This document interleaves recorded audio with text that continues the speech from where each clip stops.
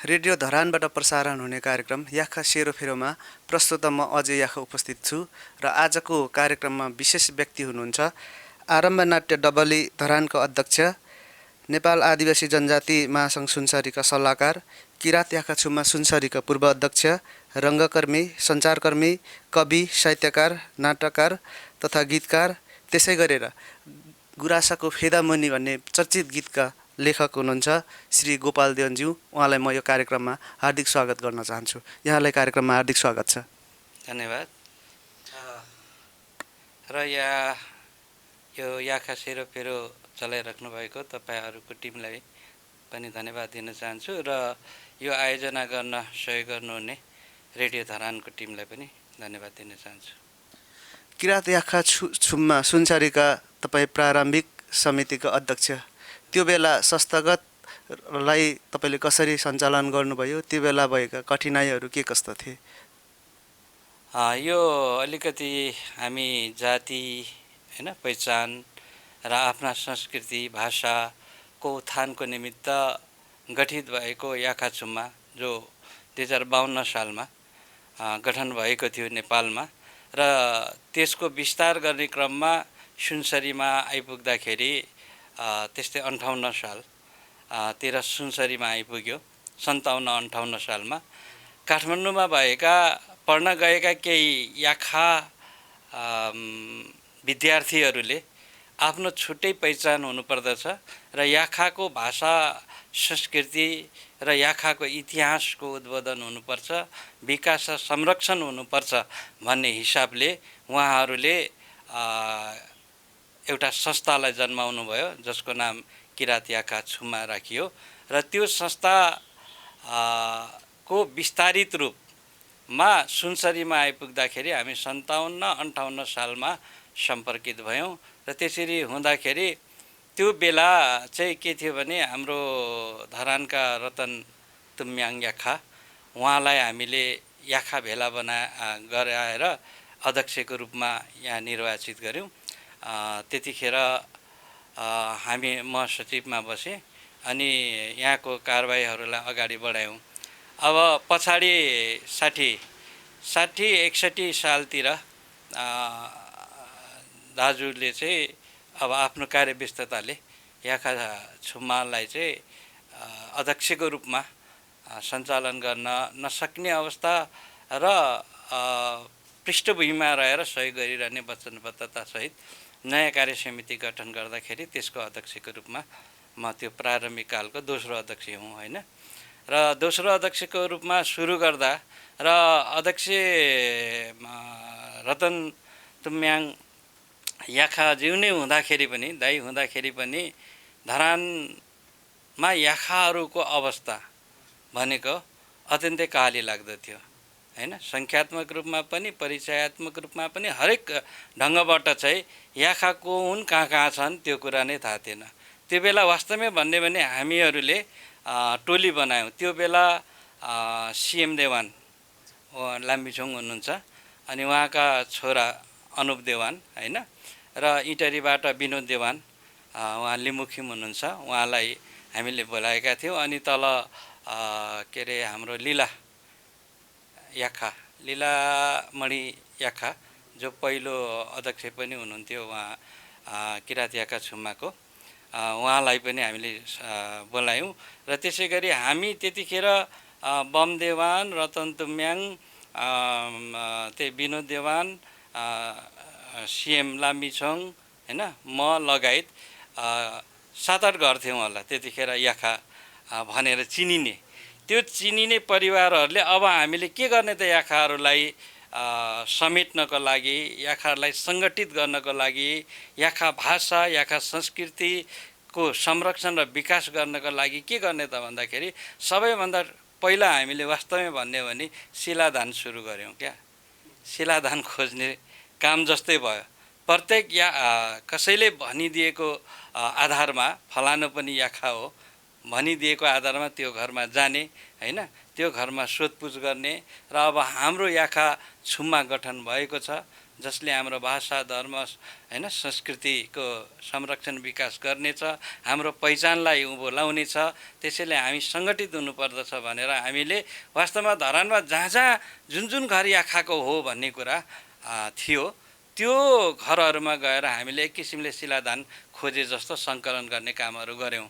र त्यो गरिसकेपछि अब सङ्कलन त गऱ्यौँ होइन, अब के गर्ने त भन्नाले अब बाँकी रहेका जब सङ्कलित हुँदै गयौँ, हुँदै जाँदाखेरि के हुँदो रहेछ, जोडिँदै जाँदो रहेछ।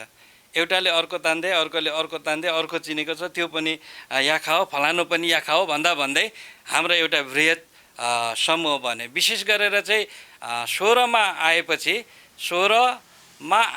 चाहिँ 16मा नेत्र योकाङ र विष्णुमाया योकाङ, जब उहाँहरू पनि राई लेखाउनुहुन्थ्यो होइन, हामी चिनिरहेका थिएनौँ, राई नै भन्थ्यौँ, तर उहाँहरू पनि याखा हो भन्ने कुरा चाल पाएपछि उहाँसँग कुरा गऱ्यौँ र उहाँ सहबद्ध भएपछि 16मा भएका सबै याखाहरूको पहिचान हुन थाले होइन। रिलेट, एकले अर्कोलाई जुन रिलेटेड गरेको थियो ती सबैहरू याखामा हामी चाहिँ कमिटेड हुन थाल्यौँ। र 17मा गएपछि लहरुजिमी होइन, लहरुजिमी र अनि 17को मकालुका जीवन देवानहरू उनीहरू पनि याखा हुन् भनेर चाहिँ जानेपछि उनीहरू जब समेटे, उनीहरू मार्फत फेरि चाहिँ त्यो क्षेत्रको याखाहरू चाहिँ को हुन्, कुन कुन घर याखाहरूका हुन् भन्ने कुरा भयो।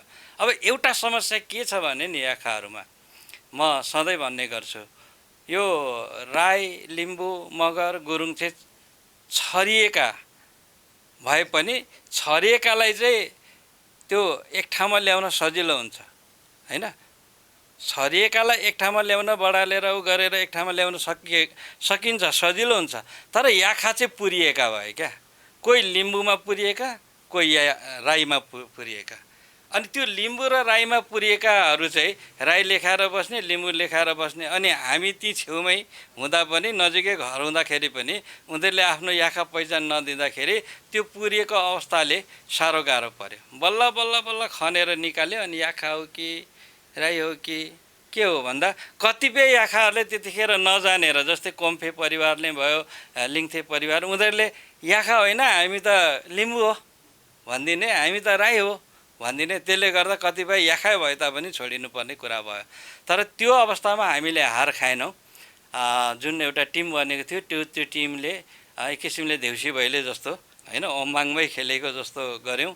प्रत्येक घरमा जाने, निरन्तर जाने कुरा गर्ने होइन, आफ्नो के अरे पहिचानको अस्तित्वको लागि कुरा गर्ने, त्यो काम गर्दै गएपछि पछाडि यसको दायरा बढ्दै गयो, सङ्ख्या बढ्दै गयो र यहाँ सबद्ध हुने मानिसहरू पनि आउँदै गए। अब मानिस सबद्ध त भए, कसरी अब उनीहरूलाई त्यहाँ थमाइराख्ने अथवा कसरी उनीहरूलाई त्यहाँ सङ्गठित गरिराख्ने त?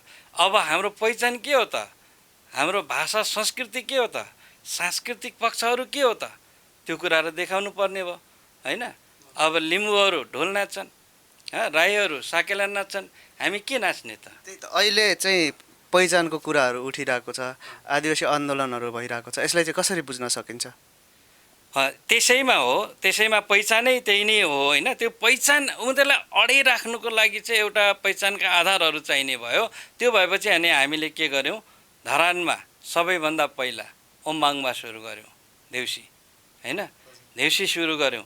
अनि हामीले त्यतिखेर याखा सांस्कृतिक उत्थान मञ्च कलाकारहरूको एउटा सङ्गठन पनि बनायौँ। त्यो सङ्गठनमा रमेश लिम्बू खिमजी पनि रहनुभयो होइन। अनि त्यतिखेर उहाँ यहीँ हुनुहुन्थ्यो, अहिले धर्मदेवी नगरपालिकाको मेयर हुनुहुन्छ, यहीँ हुनुहुन्थ्यो धरानमा पढ्ने क्रममा। भने उहाँको नेतृत्वमा सांस्कृतिक कार्यक्रमहरू र सांस्कृतिक पक्षहरूको विकासको सुरुवात भयो। र त्यो हुँदै अनि हामीले डोकेनीलाई हाम्रो सांस्कृतिक पहिचानको रूपमा डोकेनीको अध्ययन अनुसन्धान र अनि त्यो डोकेनी भन्ने नाचको चाहिँ के भने खोज गऱ्यौँ। खोज गरेर अनि जानेकारहरूलाई ल्याएर हामीले त्यो बारेमा जानकारी लियौँ। जानकारी लिएर अनि धरानमा हामीले त्यो नाचको पनि प्रदर्शन गऱ्यौँ। त्यो नाचलाई प्रदर्शन गरिसकेपछि धरानमा रहेका अन्य आदिवासी जनजातिहरूले पनि के भने ओहो याखाहरू भनेको छुट्टै जाति रहेछन्, याखाहरूको भाषा संस्कृति आफ्नै रहेछ र याखाहरू भनेको फरक रहेछन् होइन। उनीहरूको राम्रो डोकिनी चाहिँ सांस्कृतिक पक्ष रहेछ, यो त अनौठो रहेछ भन्ने कुराले हामीमा स्थापित गर्यो। ओम्बाङमा खेलाउन थाल्यौँ, त्यस पछाडि कलाकारहरूलाई सङ्गठित गऱ्यौँ, अन्य आउनेहरूलाई याखा छुम्मामा राख्यौँ। त्यस पछाडि हामीले चासुवा सुरु गऱ्यौँ। कसरी अब एकीकृत गर्ने त भन्दाखेरि धार्मिक संस्कारगत रूपमा चासुवा जुन हाम्रो ठुलो पर्व हो हैन, उँधौली पर्व, उँधौली पर्वमा अनि हामीले सुनसरीभरिका याखाहरूलाई एक ठाउँमा ल्याउने र अनि त्यहाँदेखि याखाहरूको दुःख सुख बारेमा आपसमा कुराकानी गर्ने, धर्म संस्कृतिको कुरा गर्ने, त्यो कामहरू हामीले गऱ्यौँ। त्यो गर्ने कामले गर्दाखेरि याखा अझै बढ्यो।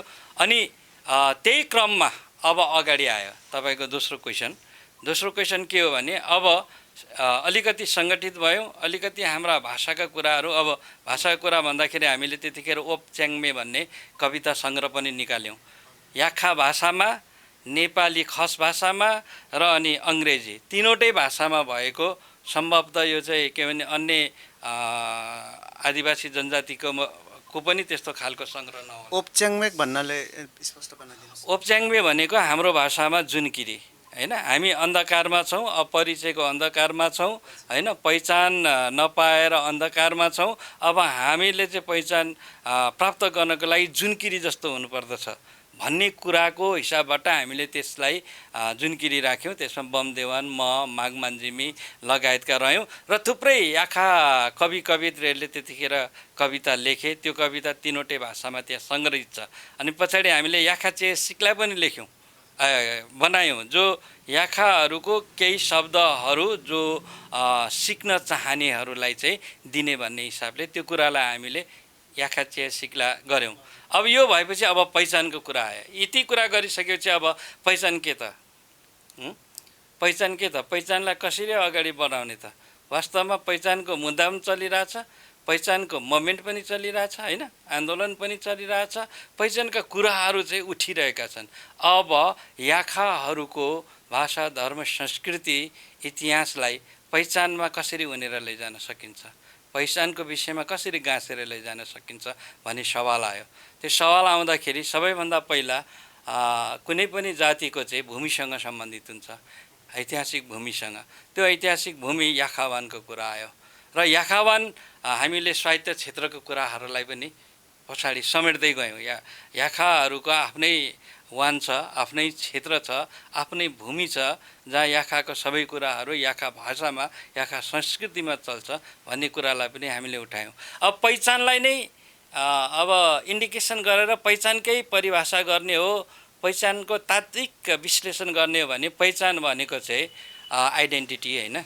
अब यो आइडेन्टिटी भनेको चाहिँ मूल रूपमा के हुन्छ भने 5वटा तत्त्व हुन्छ आइडेन्टिटीमा है। यो पहिलो संविधान सभाले जुन संरचना बनायो 5वटा नै के अरे यो पहिचानका तत्त्वहरूका आधारमा बनाएको र सारा संसारमा समाज विज्ञानको आधारमा भने पहिचानको 5वटा तत्त्व हुन्छ। सबैभन्दा ठुलो भनेको भाषा हो। कुनै पनि जातिको, कुनै पनि समुदायको पहिचान भनेको उसको भाषा हो। भाषामै सबै कुरा निश्चित हुन्छ, भाषामै सबै कुरा आधारित हुन्छ। भाषा पछाडि संस्कृति आउँछ है, भाषापछि संस्कृति आउँछ, संस्कृतिपछि ऐतिहासिक भूगोल आउँछ। ऊ कुन ठाउँसँग सम्बन्धित छ, उसको पुर्खा पैतृक भूमि हैन, उसको मातृक भूमि कुन हो हैन, कहाँसँग सम्बन्धित छ त, देशको कुन भागसँग कहिलेदेखि बसोबास गरेको हो त। अब इतिहासको कुरा आउँछ है। भाषा, संस्कृति, ऐतिहासिक भूमि, अब इतिहासको कुरा आउँछ। कहिलेदेखि छ त ऊ यहाँ, कति हजार वर्ष भयो ऊ यहाँ बसेको, उसको चिहान हेर्दाखेरि कति पुग्छ। कसैले हाम्रो लिखित दस्तावेज छैन होला, तर हाम्रो चाहिँ गाडिएको दस्तावेज त छ नि त। चिहान खनेर हेरौँ त, कार्बन टेस्ट गरौँ त, थाहा पाइन्छ यति हजार वर्षदेखि यहाँ छन् यिनीहरू भन्ने हैन। अनि त्यो के अरे पछि अब अन्तिममा आउने भन्ने कुरो पहिचान के अरे यो भाषा, संस्कृति, ऐतिहासिक भूमि, इतिहास पछाडि अन्तिममा आउने भन्ने कुरा चाहिँ हाम्रा अधिकारसँग सम्बन्धित कुराहरू हुन्। ती सबै कुराहरूलाई हामीले केन्द्रीकृत गरेर जुन सबैलाई एउटै भाँडामा हाल्छौँ त्यो अधिकार हुन्छ। अधिकारको कुरा जब उठ्छ त्यही पहिचान अब रूपान्तरण हुन्छ। रूपान्तरण केमा हुन्छ भने अस्तित्वसँग हुन्छ। पहिचानले के खोज्छ त? अस्तित्व खोज्छ। Who are they, who are you, who am I, होइन? अस्तित्व खोज्दाखेरि पनि व्यक्तिको अस्तित्व होइन, समुदायको अस्तित्व खोज्छ पहिचानले। पहिचान र परिचय दुईटा शब्द छ जसले भ्रम गर्छ, होइन? Introduction and identification. इन्ट्रोडक्सन परिचय भनेको व्यक्तिको, डक्टर भयो, इन्जिनियर भयो, यति पढेको छ, यो जागिर खान्छ, होइन? यो ठाउँमा बस्छ, यति धनी छ, त्यो के हो? बिल गेट्स लगायत अन्य कुराहरू, डक्टर वकिलहरू, यिनीहरू इन्ट्रोडक्सन हो। त्यस्तै गरेर अहिले जनजाति समूहमा जात, जाति र जनजातिको विषयमा एकदम भ्रमहरू फैलिरहेको छ। यसले चाहिँ कसरी बुझ्न सकिन्छ?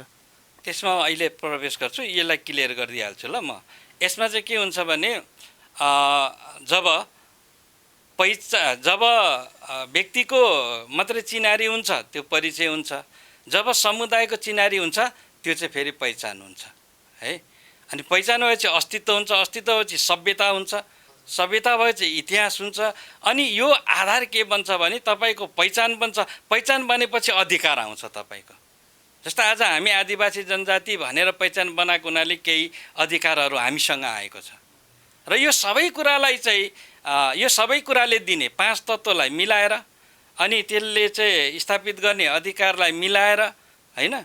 अनि अन्तिममा अब त्यसले चाहिँ दिने आउटपुट के त भन्दाखेरि पहिचानले दिने आउटपुट भनेको, होइन, मेन भनेको के भने समता, सबै बराबरी हुनुपर्छ। यहाँ थुप्रै धर्म भाषा छ यो नेपालमा, तर एक भाषाको मात्रै चाहिँ के भने डोमिनेन्ट छ, एक संस्कृतिको मात्रै डोमिनेन्ट छ, एक धर्मको मात्रै डोमिनेन्ट छ। त्यो हुनु भएन। यहाँ भएका सबै जातिका भाषा, धर्म, संस्कृतिमा समता हुनुपर्छ। एक अर्को त्यो सबै कुरा राज्यको नीति निकायहरूमा चाहिँ समावेशी हुनुपर्छ अथवा समावेशिता हुनुपर्छ। र अन्तिममा कसैले कसैलाई हेप्ने विभेद गर्ने होइन, सम्मान गरिनुपर्छ। पहिचानले यो तीनवटा आउटपुट चाहिँ खोज्छ, होइन? समता, समावेशिता र सम्मान।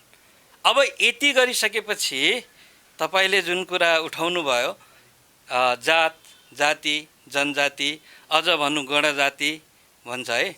गणजाति, अझ भन्छ आदिवासी। कसलाई भन्ने, कसरी भन्ने, किन भन्ने, हामी को हौँ त भन्ने पनि यो पहिचानका तात्विक कुराहरू हुन्, पहिचानका पारिभाषिक कुराहरू हुन्। यसलाई स्पष्ट गरेर जानै पर्छ। जस्तो धेरैले के भन्छ भने हामी त जातले पाएको हातले खाएको भन्छ, डबका सुरेको हुन्छ, होइन? रियलमा हामी राई, लिम्बू, मगर, गुरुङ आदि इत्यादि जति पनि आदिवासीहरू छौँ, के हामी जात हो त? जात हो त? यो कुरो सबै आदिवासी जनजाति कम्युनिटीले बुझ्नुपर्छ। हामी जात होइन, हामी कुनै पनि अर्थमा जात होइन। अझ CASTE भन्छ इङ्ग्लिसमा। यो CASTE कास्ट अर्थात् जात कुनै पनि वैदेशिक अथवा अन्य देशहरूमा छैन। कास्ट सिस्टम अन्य देशमा छँदै छैन। अमेरिकामा छैन, जापानमा छैन, होइन? के अरे अस्ट्रेलियामा छैन, क्यानाडामा छैन, अफ्रिकन कुनै पनि कन्ट्रीमा छैन। यो कसले जन्माएको त भन्दा हिन्दू धर्मले जन्माएको। कास्ट भन्ने कुरा, जात भन्ने कुरा हिन्दू धर्मले जन्माएको। जात भनेको चाहिँ के हो भने मूलत हिन्दू वर्णाश्रम धर्मको आधारमा त सानो, पानी नचल्ने, तुच्छ, म ठुलो, श्रेष्ठ भन्ने जुन एउटा भावना विकास गर्यो र त्यसको आधारमा मान्छेको समूहलाई डिभाइड गर्यो, त्यो चाहिँ जात हो। जस्तो ब्राह्मण, क्षेत्री, होइन, कामी, दमाई, वैश्य, शूद्र, यिनीहरू जुन वर्णाश्रम धर्मका आधारमा बनायो त्यसले चाहिँ जात सिस्टम ल्यायो, कास्ट सिस्टम। क्या त्यो हामीमा लागू हुँदैन। आदिवासी जनजातिमा के याखामा कामी छ, याखामा दमाई हुन्छ? हामी काम गर्छौँ त्यो, होइन? फालीको काम गरौँला, हलोको काम गरौँला, सिलाउने काम गरौँला, तर हामी त्यो आधारमा जात वर्गीकरण गर्दैनौँ अथवा कसैलाई सानो, नचल्ने, पानी नचल्ने, अछुत भन्दैनौँ। सबै एउटै हो, होइन? एउटै हो। त्यो समता जुन हो आदिवासीहरूको एउटा परिलक्षण पनि हो, चिन्ह पनि हो, समता। त्यो समता भन्ने कुरा हामीमा छ, होइन? त्यसैले यो जति पनि जात कास्ट भन्ने छ त्यो कास्ट भनेको चाहिँ हिन्दू वर्णाश्रम धर्मभित्र हैन हिन्दू धर्म मान्नेहरूभित्र चलेको चाहिँ सिस्टम हो, त्यो हामीमा छँदै छैन। त्यो भएको हुनाले हामीले जात भन्नु हुँदैन, हामीले जाति भन्नुपर्छ। जाति भनेको चाहिँ के हो भनेदेखि जातभन्दा माथि, जाति भनेको चाहिँ छुट्टै भाषा साझा भाषा, छुट्टै संस्कृति साझा संस्कृति, छुट्टै भूगोल ऐतिहासिक भूगोल साझा भूगोल, छुट्टै आर्थिक सामाजिक मनोविज्ञान भएको मान्छेको समुदायलाई चाहिँ जात भन्छ, जाति भन्छ। त्यो जाति इङ्ग्लिसमा चाहिँ नेसनालिटिज भनेर भन्छ। त्यो जातिको विकास भएर गयो भने नेसन हुन्छ, राष्ट्र भन्छ। यहाँ हामीलाई गलत पढाउँछ, राष्ट्र भनेको देश हो भन्छ, होइन। देश भनेको यो भूमि हो, सीमा हो, होइन। त्यहाँ बस्ने जनता भनेको राष्ट्र हो। त्यसैले यहाँ नेवार राष्ट्र हो, लिम्बू राष्ट्र हो, मगर राष्ट्र हो, होइन। यिनीहरू राष्ट्र हुन्। त्यो जातिभन्दा माथि गएपछि राष्ट्र हुन्छ भने अब हामी चाहिँ के हो त भने हामी मूलत जाति हो। हामी याखाहरूको त्यति धेरै चाहिँ के भने जनसङ्ख्या छैन, होइन। 58मा कति थियौँ, 17,003 थियौँ, अहिले आएर 25,000 समथिङ पुग्यौँ। हुन त पुरिएकाहरूलाई पनि जोड्ने हो भने, देवान भनेर अलगिएकाहरूलाई पनि जोड्ने हो भने याखाको अलिक बढ्ला, होइन, बढ्ला। तर हाम्रो चाहिँ त्यति फैलिएको अवस्था छैन, हामी जातिको अवस्थामै छौँ। अब जनजाति भनेको चाहिँ के भने हामी जाति हौँ, तर राज्यले हामीलाई विभेद गरेको छ, तल पारेको छ, पछाडि पारेको छ। धर्म, भाषा, संस्कृति, अर्थ हरेक कुरामा हामीलाई चाहिँ माग्ने बनाएको छ, थाङ्ने बनाएको छ, हामीलाई सिधाइदिएको छ। त्यो भनेको चाहिँ जनजातिको अवस्था हो। जनजाति भनेको चाहिँ अवस्था हो, गर्व गर्नु हुँदैन। हामी जनजाति हो बुझिस् भन्ने गर्व होइन। हामीलाई राज्यले जनजातिको स्तरमा झारिदिएको छ। हामी उठ्नु अब जातिमा, आदिवासीमा, राष्ट्रमा छ, होइन। हाम्रो पहिचान दरो बनाउनु छ भन्ने कुरामा हामी कन्फर्म हुनुपर्छ। यो जात, हिन्दू वर्णाश्रम, जाति, समाज विज्ञानको आधारमा प्रत्येक आदिवासीहरू जाति, जनजाति हामीहरूको अवस्था। कुराहरू त अघि पनि उठ्यो। तपाईँको विचारमा स्पष्ट रूपमा भाषा, संस्कार र संस्कृतिको विकास र संरक्षण चाहिँ कसरी गर्न सकिन्छ? मूलत याखा पेरिफेरीमा भनौँ है त, है। अब यो लामो गयो भने त्यसले लामै रूप लिन्छ। अब एज ए होल सबैको समग्रतामा याखालाई लिने भने अहिले मैले देखेको चाहिँ जस्तै मैले अघि भने नि ओप्च्याङमी के अरे याखा चिया सिक्ला, केही याखा शब्द परिचय भनेर जुन पुस्तकहरू निकाल्यौँ त्यो पनि एउटा भाषा संरक्षणको अभियान हो, है। लिखित रूपमा हाम्रो कुराहरू आउनु पर्यो। अहिलेसम्म हामी के छौँ भने मौखिक रूपमा छौँ, थुथुरे वेद पनि भनेर भनिन्छ, मौखिक रूपमा छौँ। अग्रजहरू जो जान्ने थिए मुन्दुम, होइन, जो जान्ने थिए चाहिँ के भने हाम्रा विभिन्न सांस्कृतिक पक्षहरूलाई चलाउन, उनीहरू बिस्तारै बित्दै गएको छ। बित्दै गएपछि हाम्रो संस्कृति बित्दै जान्छ। अनि अघिल्लो पुस्ताहरू राम्रो भाषा बोल्दै थिए, अहिले मिश्रित बोल्दैछन्। अब पछि त यो नयाँ मिश्रित ठाउँमा गयो भने यो भाषा बोल्ने मान्छे नै पाउन छोड्छ। अब के गर्ने त भन्ने सवालमा सबैभन्दा ठुलो अब हामीले भाषाको सवालमा 3वटा काम गर्न सक्छौँ। एउटा भाषाको शिक्षा, दोस्रो भाषामा शिक्षा। फरक छ है, भाषाको शिक्षा र भाषामा शिक्षा। भाषाको शिक्षा भनेको भाषा सिकाइ मात्रै हो।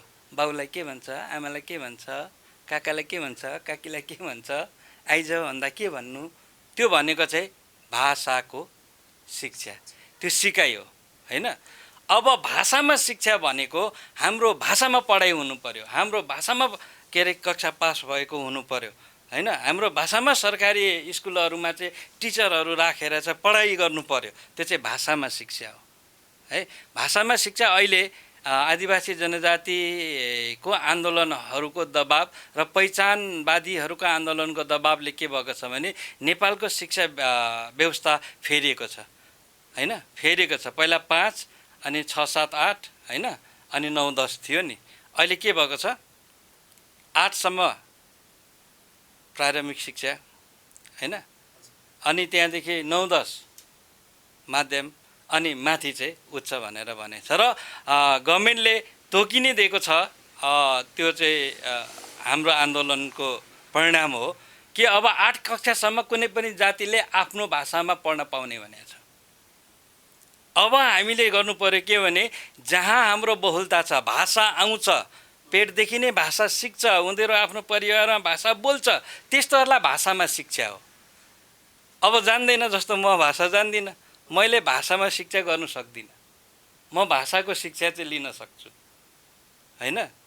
केलाई के भन्छ भन्ने त्यो शिक्षा बुझ्दा बुझ्दै मैले अलिअलि होइन बुझ्न थालेको छु, शब्दको होइन व्याख्या विश्लेषण गर्छु भाषाको शिक्षाबाट।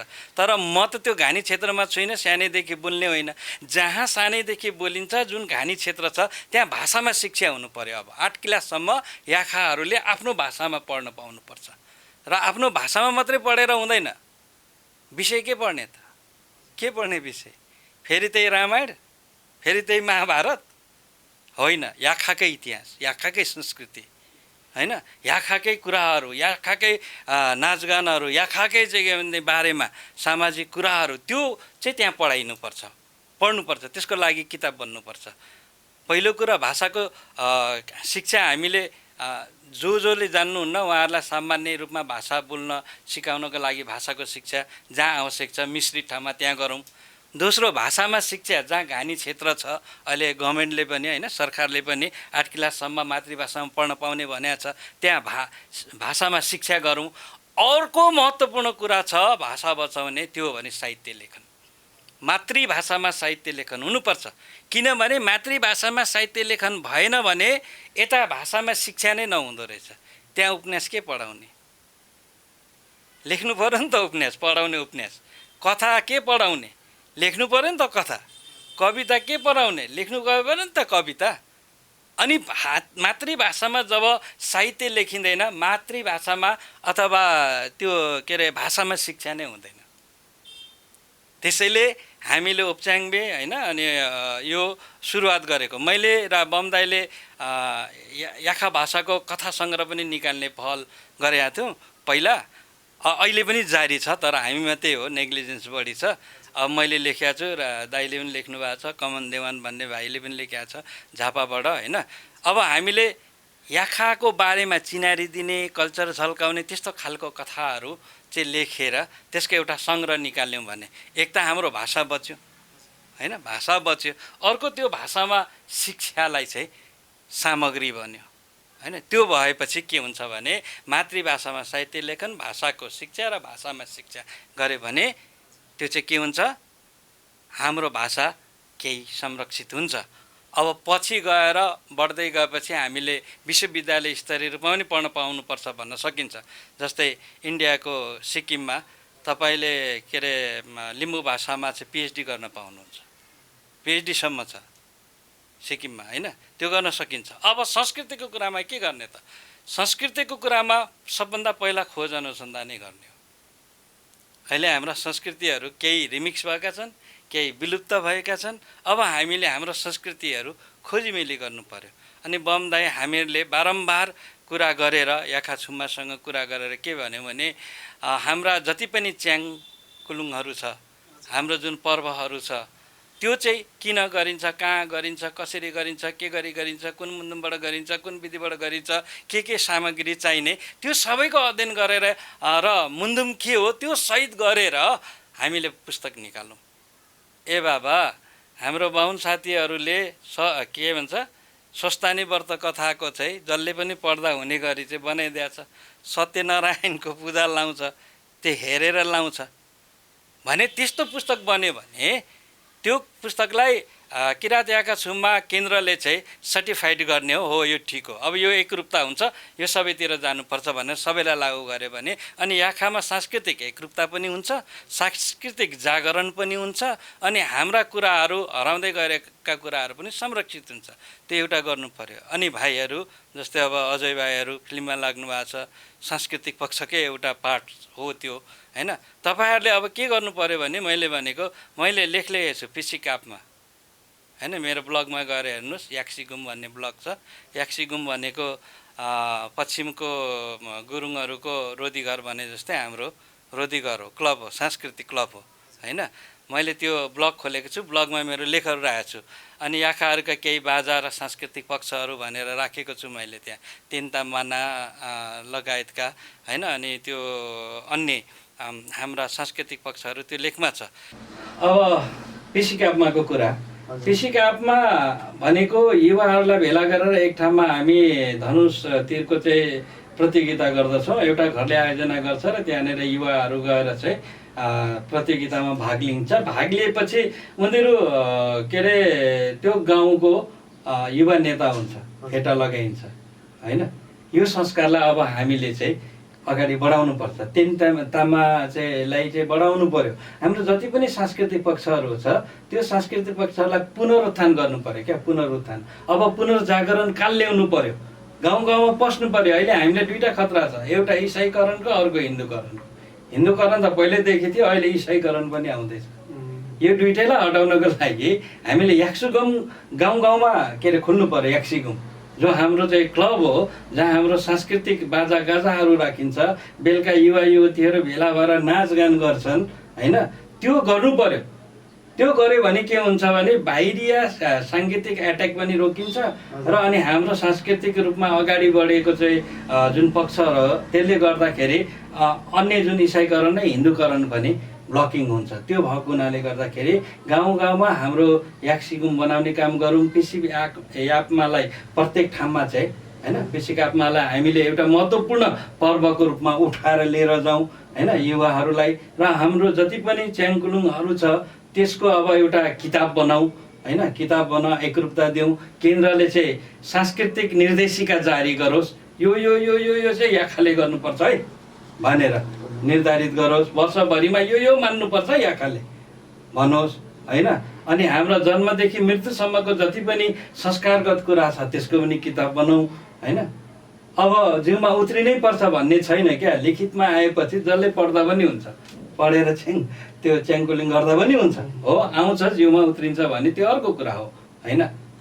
माङबा छाम्बा होइन, याखरुङबा त्योहरू हुन्छ। तर हामीले अब एक किसिमले चाहिँ यसरी पनि अगाडि सांस्कृतिक अभियान चलाउन सक्छौँ। अघि बिचमा थोरै प्रसङ्ग उठिसकेको थियो, यो अहिले चाहिँ तपाईँको हामी संस्कृति अभियान त मिलेर जानुपर्ने ठाउँमा याखा र देवान बिच अलिकति फरक भन्ने यो फेसबुक मिडियाहरूमा आइरहेको छ, थोरै स्पष्ट बनाइदिनुहोस् न। अब यो चाहिँ नि मैले भनेको यो अलिकति भेग विषय हो, यसमा धेरै खोज अनुसन्धान गर्नुपर्छ। पक्कै बोलिहाल्दाखेरि यसले भोलि अमिथ्य स्थिति पनि निम्त्याउन सक्छ। मैले त बारम्बार भनेको याखा छुम्मा केन्द्रलाई होइन। अब देवान नै याखा छुम्माको चाहिँ के भने केन्द्रीय अध्यक्ष हुन्छ मणि देवान, अनि उही नै अब देवान अलग हुँ भन्नेलाई चाहिँ के भनेदेखि ल्याएर होइन कुरा गर्नु सक्दैन भने मैले भनेको केन्द्र स्तरमा देवानहरूलाई चाहिँ ल्याएर अनि तिमी के हौ त, कसो हौ त होइन, तिम्रो सालनाल आदि इत्यादि सबै यहीँ गाडिएको छ होइन। त्यो हाम्रो क्षेत्र पनि त्यहीँ छ, जुन याखावन क्षेत्रमै मादी पुतलुङ छ। त्यो मादी पुतलुङ देवान भन्नेहरू नै अलग हुँ भनेर भनिरहेछ। त्यसमा पनि फेरि के छ भने केही धनाढ्य सुखीहरू मात्रै चाहिँ अलग हुँ भनिरहेछ। गाउँमा बस्ने म नामसालिङ पनि गएको छु, के अरे उहाँ इलामको, अनि अलिक माथि के सुम्बेक पनि गएँ। त्यहाँनिर यो डोकेनीको प्रशिक्षण गराउन जाँदाखेरि नामसालिङ सुम्बेक त्यहाँ पनि देवानहरू हुनुहुन्छ। उहाँहरू के भन्नुहुन्छ भने कसले भने याखा होइन भने, देवान याखै हो कसैले भनेर हुन्छ अलग हो भनेर। अलग हो भने उसको भाषा के हो त, संस्कृति के हो त? हामी याखै बोल्छौँ, याखै पूजा गर्छौँ, के अरे याखाकै पूजा गर्छौँ, सबै गर्छौँ। अनि हामी उसकै सन्तान हो होइन, गोत्र सबै हाम्रो उही छ र हाम्रो सबै खालको चाहिँ के भने सामितलिङहरूदेखि लिएर सबै कुरा छ। अलग भनेर जसले भन्छ तिनीहरू चाहिँ कि मूर्ख हुनुपर्छ कि फटा हुनुपर्छ भनेर उहाँहरूले नै भन्नुभएको छ। अब यो कुरा अब याखाभन्दा देवान अलग हुने भने देवानलाई एउटा ठुलो समस्या छ। देवान शब्दै उर्दू हो पहिलो है, उर्दू शब्द हो र इन्डियामा हर हिसाबको काम गर्ने मान्छे सबैलाई दिवान साहब भन्छ। त्यही नै आएको हो यहाँ राज्य व्यवस्थामा। किराँतकालीन विजयपुरको इतिहासमा सम्पत्तिको कारोबार गर्नेहरू चाहिँ के भए, दिवान भए, दिवानबाट देवान भए होइन। त्यो त्यसरी आएको शब्द हो। अब देवानलाई हेर्ने भने तल्लो स्तरमा पटवारी कारबारीको रूपमा देखिन्छ, माथिल्लो स्तरमा अर्थमन्त्रीसम्म देखिन्छ। जे होस् उसको काम चाहिँ अर्थै हेर्ने हो क्या, सम्पत्ति नै हेर्ने हो। इन्डियामा दिवान भन्नेले गर्दाखेरि इन्डियामा पनि देवान थुप्रै छ। अहिले पनि फेसबुकमा हेर्नुहोस् देवान भनेर इन्डियाको धुर्मुस देवानहरू टन्नै आउँछ। अब देवान चौधरीमा पनि छ, हेर्नुहोस् थारूमा पनि देवान छ। अनि के अरे मणिपुर क्षेत्रको मिचिकिरी जातिमा पनि देवान छ। अब यी सबै देवानहरूलाई अब देवान जाति बनाउने त। चौधरी पनि देवान भयो, इन्डियाको ती सबै होइन, कालाहरू पनि देवान भए, मिचिकिरी पनि देवान भए, दिवान लेख्नेहरू पनि सबै देवान भयो त। अब के एउटा जाति हुन्छ त? जाति हुनलाई अघि मैले भने छुट्टै भाषा हुनुपर्छ, छुट्टै संस्कृति, छुट्टै भूगोल, छुट्टै आर्थिक सामाजिक मनोविज्ञान, यो 4 तत्त्व चाहिन्छ। यो समाज विज्ञानले भन्छ यो छ उहाँहरूसँग। पाल्सी बनाएर भाषा बनाएर, पाल्सी भाषा बनाएर छुट्टै चाहिँ भाषा हो भन्न सकिन्छ? सकिँदैन। त्यसैले कहीँ पनि देवान छुट्टै जाति हुँदैन। देवान त अब दुर्गाङ याखा राईज्यूले लेखे अनुसार चाहिँ के हो भने यिनीहरूलाई हिन्दूकरण गरेर रामवेणीको मन्दिर खोलिदिएर पुजारी बनाएर अनि राँगेको मासु खान छोडाएर धोती लाउन लाएर होइन, खाना खाने बेलामा दसैँको बेलामा मालसिरी गाउन लगाएर 13 दिन बार्न लगाएर 50 दिन चाहिँ के भनेदेखि छाक टार्न लगाएर अनेक गरेर हिन्दूकरण गरेर 3 डोरो दिएर यिनीहरूलाई चाहिँ ठ्याक्कै पश्चिममा मगरलाई जस्तो ठकुरी बनाउन आँटेको अवस्था थियो अरे। तर त्यतिखेर माथि चाहिँ बहादुर शाह र रणबहादुर शाहको क्लास पर्यो। क्लास परेपछि यता चाहिँ यो पर्सिएको बोको छिनाउनु पाएन। अनि यता सत्ताको लोभले गर्दाखेरि याखाको सबै कुरा छोडेर गए, भाषा धर्म संस्कृति उनीहरूले होइन। अनि त्यहाँदेखि अब यता फर्क्यौँ भने पनि भएन, उता जाउँ भने पनि स्वीकार गरेन, बिचमै रहे देवानहरू। अब उनीहरूलाई सङ्कट छ। अब उनीहरूले भन्नु चाहिँ के पर्ने भने हाम्रा पुर्खाहरूले होइन राजनैतिक तथा केही स्वार्थका कारण आफ्नो भाषा धर्म समुदाय गोत्र जाति सबै त्यागेर गएर ठुलो गल्ती गरेका रहेछन् होइन। त्यो गल्ती हामी स्वीकार गर्छौँ र सुधार गर्छौँ। हामी पनि याखाहरूको चाहिँ समुदायमा एउटा ठुलो समुदायको रूपमा रहेर आफ्नो पहिचान आफ्नो अधिकारको खोजी गर्छौँ भन्नुपर्ने हो। तर होइन, अर्कै कुरा छ। तर यसलाई हामी खोज अनुसन्धानको आधारमा मैले जति अध्ययन गरेँ त्यो आधारमा अझै पनि लेख्न सक्छु म। तर केन्द्रले यसलाई चाहिँ निराकरण गरोस्, बोलाओस्, उहाँहरूलाई छलफल चलाओस्, अन्तर्क्रिया गरोस्। आउँदैन भने ठिक छ, त्यहाँदेखि अब होइन भन्नु। जो आउँदैन आउनेहरूलाई त लिएर जाने याखा। यो धेरै याखा मादी देवानहरू याखै बनेका छन् होइन, पुलुङ देवान पनि याखै बनेर बसिरहेछन् भने केही जमात छ, त्यो जमात चाहिँ अलग हुँ भन्छ। अब उनीहरू अलग हुँ भने ल त आफ्नो जाति बनाऊ होइन। तर जाति चाहिँ म आजदेखि यो जाति भएँ भनेर हुँदैन। त्यसो भए म आजदेखि चाहिँ के अरे गोपाल देवान होइन, गोपाल चाहिँ उपाध्याय भएँ होइन, गोपाल चाहिँ म थापा भएँ, कार्की भएँ भन्ने बित्तिकै मलाई पत्याउँछ त? पत्याउँछ? जाति बन्नको लागि एउटा लामो ऐतिहासिक विकास क्रम चाहिन्छ समाजको, अनि मात्रै जाति बन्छ। अब फुत्त निस्केर म देवान पनि फेरि थुप्रै देवान छ, कुन चाहिँ देवान? त्यो भएको हुनाले उहाँहरूले बुद्धि पुर्याउनुपर्छ। एकताबद्ध भएर याखामै समावेश भएर अगाडि बढेमा उहाँको देवानलाई एउटा थर बनाएर जान सकिन्छ। हुन त थर भनेको पुत्लुङ र मादी हो, मादिहाङ र पुत्लाङ भन्ने थर हो उहाँहरूको। त्यसलाई एक्सेप्ट गरिएको छ याका छुम्बामा। त देवान भनेको त एउटा पगरी हो नाथे। राई पगरी, देवान पगरी, सुब्बा पगरी छोडे त उसले। लिम्बूहरूले सबै सुब्बा छोडेर आयो त यहाँ होइन, छोडेर लिम्बू भयो त सबै। हिजोको त्यो मुला सत्ताले दिएको र्याल सिगान अथवा अलिकति त्यो के अरे प्रलोभनमा फसेर त केही समय फसे। तर अहिले त लिम्बूहरू सब रिटर्न ब्याक भयो। अब देवान छोड्नुपर्छ हामीले, अझ जिमी पनि लेख्न छोड्नुपर्छ। जिमी पनि पदवी हो होइन, पक्का याखा लेख्नुपर्छ।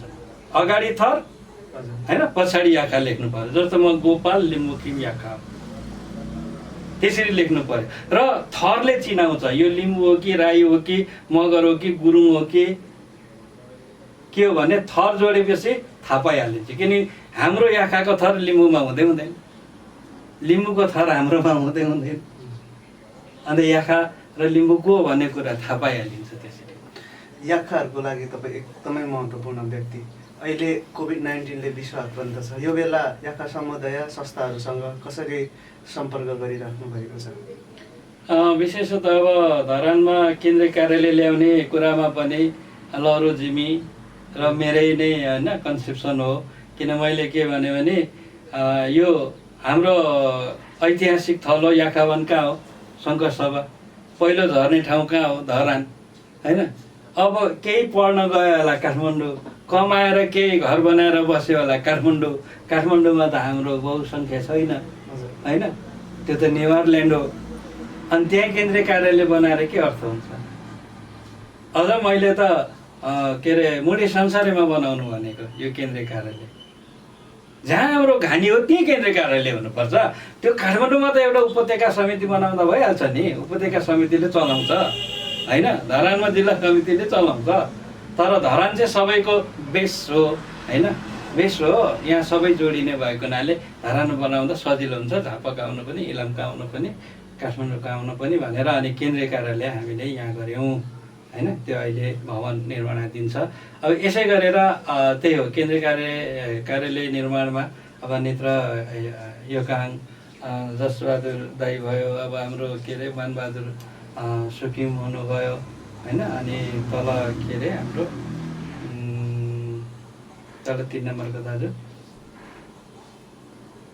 के भयो, उहाँहरू लागिराख्नु भएको छ। मैले भनेको छु उहाँहरूलाई के भने दाजुहरू अब हामी बमदाई हामी भनेको बौद्धिक निर्माणकर्ता हो, तपाईँहरू भनेको भौतिक निर्माणकर्ता हो होइन। तपाईँहरूमा त्यो क्षमता छ, हामीमा चाहिँ हामी खोजी गर्छौँ, अनुसन्धान गर्छौँ, लेख्छौँ होइन।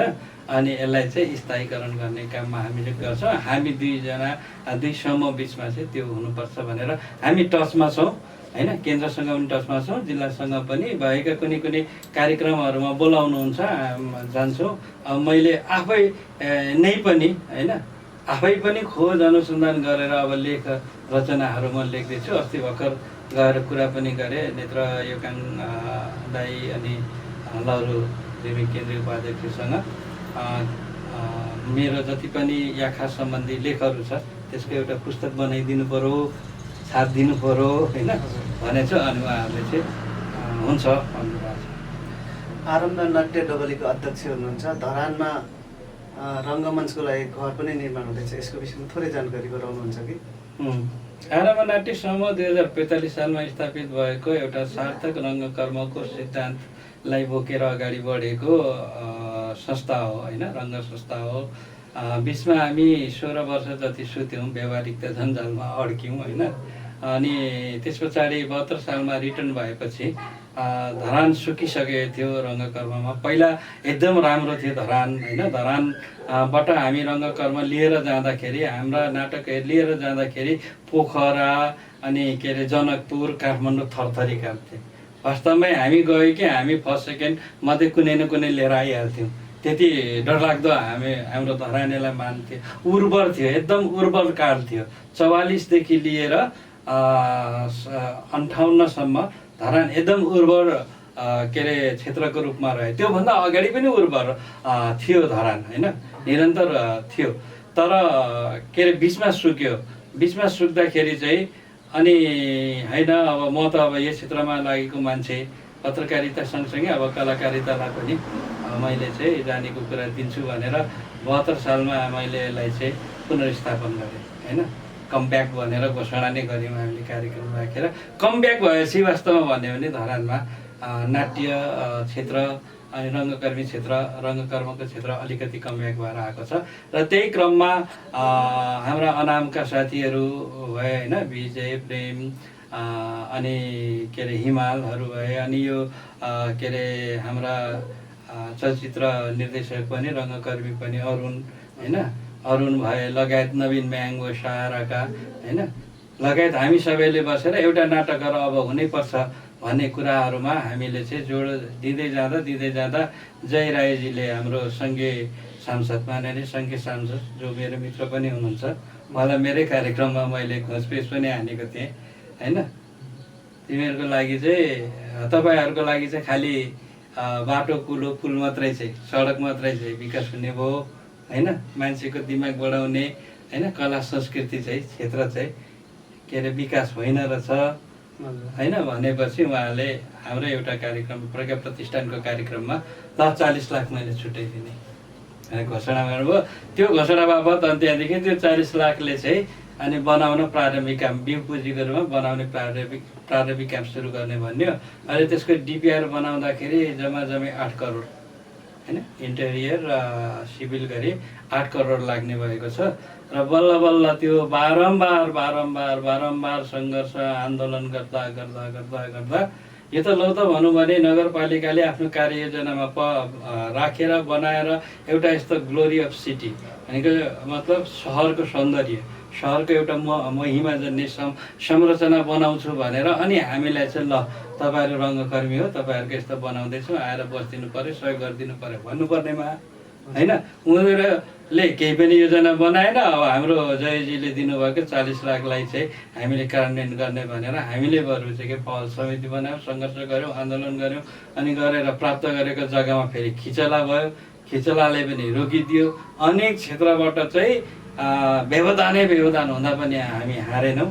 अहिले अब पानी परिरहेछ, हामी निर्माण गरिरहेका छौँ र विदेश स्थित थुप्रै ठाउँहरूमा हामीले यसको चाहिँ आर्थिक सहयोग सङ्कलन च्याप्टरहरू बनाएको छौँ होइन।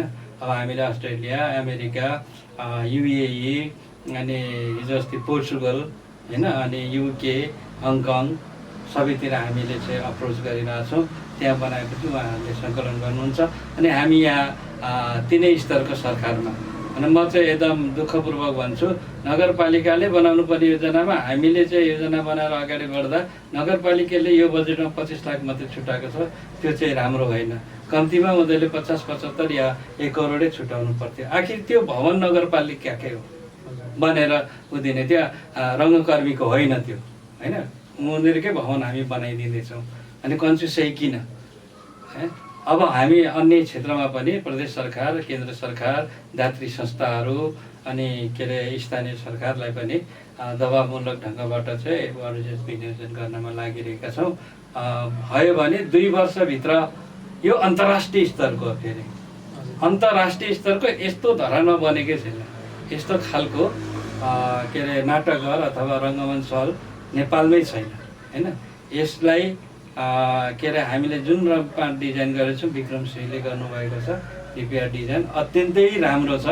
यहाँ हाम्रो फरक क्षमता भएका अपाङ्ग मैत्री पनि छ, उहाँहरू पनि सिधै माथि गएर हेर्न सक्नुहुन्छ। तला चाहिँ हुँदैन तर 3 तला हुन्छ। पहिलो तलामा के अरे नाटक अलिक ढिलो भइहाल्यो भने पनि हेर्ने, मन भुलाउने, समय बिताउनको लागि पहिलो तलामा चित्रकला आर्ट ग्यालेरी छ। पहिलो तलामा त्यो हेर्नुहुन्छ, उहाँहरूले समय बिताउनुहुन्छ अनि डिस्कसन के अरे रुमहरू छ, त्यहाँनिर हामी अन्तर्क्रिया पनि गर्न सक्छौँ। अनि सेकेन्ड तलामा मञ्च हुन्छ, थर्ड तलामा मात्रै हामी गएर हेर्छौँ र आधुनिकता र अनि अन्तर्राष्ट्रिय मापदण्डका सबै कुराहरूलाई हामीले ध्यानमा पुऱ्याएर यो अन्तर्राष्ट्रिय स्तरकै एउटा ठुलो संरचना नगरपालिकाको बनाउन गइरहेको छ। रेडियो धरानबाट प्रसारण हुने कार्यक्रम याखा सेरोफेरोमा आएर महत्त्वपूर्ण विचार र अमूल्य समय दिनुभयो, यसको लागि तपाईँलाई मुरी धन्यवाद दिन चाहन्छु। तपाईँहरूलाई मुरीभन्दा बढी दिन चाहन्छु, किनभने यो जुन प्लेटफर्म हो, प्लेटफर्मले चाहिँ हाम्रा विचारहरू, हाम्रा धारणाहरू, हाम्रा कुराहरू, हामीले गरेका कामहरूलाई चाहिँ अगाडि बढाउने चाहिँ मौका दिनुहुन्छ होइन। यो दिएकोमा रेडियो धरान र याखा सेरोफेरोको टिमलाई मुरी भन्दा पनि धेरै मुरी चाहिँ धन्यवाद दिन चाहन्छु।